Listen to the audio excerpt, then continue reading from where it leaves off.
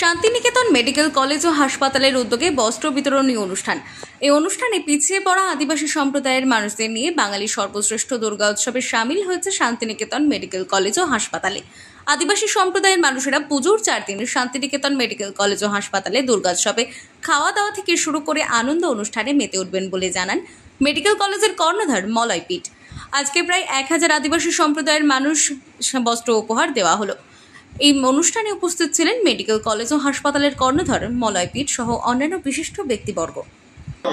Santiniketan medical college এবং তার সাথে সাথে পজিটিভ বার্তা, এই যে আগামী দিনের যে উৎসব, এই উৎসবে সকলকে সামিল হয়ে, আপনাদেরকেও সামিল করে, আপনারা নিজেরাও সামিল হয়ে এই আনন্দ একসাথে ভাগ করে নিতে চাই।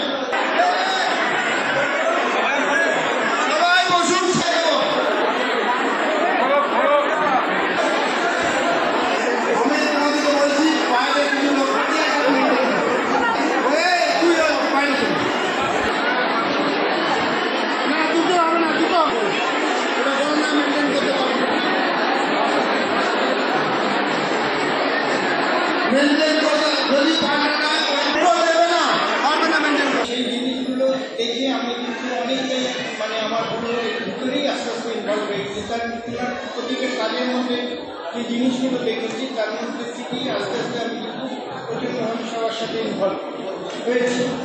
তো আমি আশা করবো আমার শরীর ঠিক থাকলে আমি এখানে থাকবো।